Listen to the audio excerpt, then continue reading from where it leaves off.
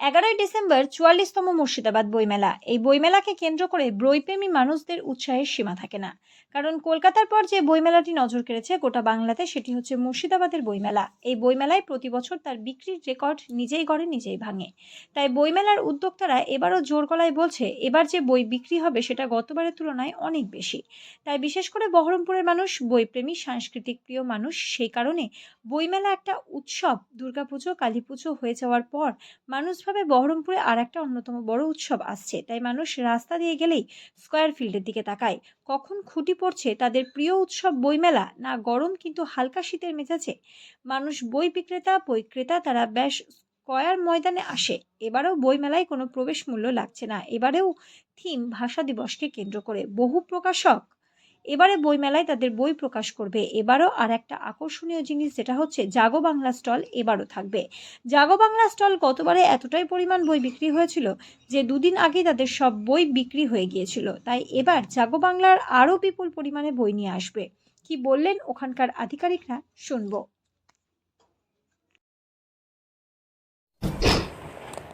৪৪তম বইমেলা, মুর্শিদাবাদ বইমেলা, এই নিয়ে আপনি কি, আপনি তো অনেকদিন ধরে দায়িত্বে আছেন ২০২৩ থেকে। এবারে বইমেলাটা কী চোখে দেখছেন, কেমন প্রচার করছেন, বইমেলাটার গুরুত্বটা কত এবারে? বইমেলা আমাদের প্রতিবারই যেমন মুর্শিদাবাদে হয়, এবার তার থেকে আশা করছি যে আরও বেশি লোকের সমাগম হবে, বেশি বেচা কিনা হবে।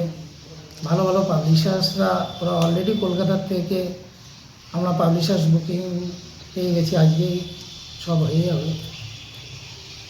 আর ভালোভাবে বিভিন্ন সাংস্কৃতিক প্রতিযোগিতা আছে বাচ্চাদের, এবং অঙ্কন, আবৃত্তি, কুইজ এগুলো আছে। মেলার মাঠেই হবে, মেলা ভালোই হবে। বলছি যে গতবার তো একটা করে স্টল থাকতো, বাংলাদেশের স্টল, এবার কি বাংলাদেশ স্টল আসছে? কলকাতা বইমেলা মনে হয় সম্ভবত আসছে না, এরকম একটা কথা শোনা আছে। আমাদের এখানে কি আসছে বাংলাদেশের স্টল ইয়েটা?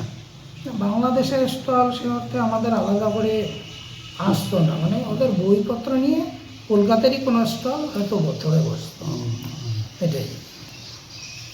তাহলে রেকর্ড তো প্রতিবার নিজেই ভাঙে। এবার কি মনে করছেন, এবার বইমেলার সেল কেমন হবে? আপনার আইডিয়া কত, আপনি ধরে আছেন? আইডিয়া বলা যাবে না, আমরা পরিকাঠামো মানে আরও গতবারের তুলনায় ভালো করার চেষ্টা করছি। এবার আমাদের বইমেলা কমিটির স্যারদের নিজেদের মতামত অনুযায়ী মেলার পরিকাঠামোটা একটু মডিফিকেশান হচ্ছে, একটু ছোটো আকৃতির হচ্ছে, কিন্তু স্টল ঠিকই থাকবে। থিম কি আছে এবারে? থিম এবার ভাষা দিয়ে সম্প্রীতি করব, এটা রাজ্য থেকে আমাদের ঠিক করা আছে, এবং এই ডেটটাও রাজ্য থেকে ঠিক করা, 11 থেকে 17 ডিসেম্বর। এটা শুধু আমরা ভেন্যুটা ঠিক করি, ভেন্যুটা আমাদের ব্যবস্কার ময়দান, বহরমপুর, মুর্শিদাবাদ। কেউ আসছে কোন সাহিত্যিক? আমাদের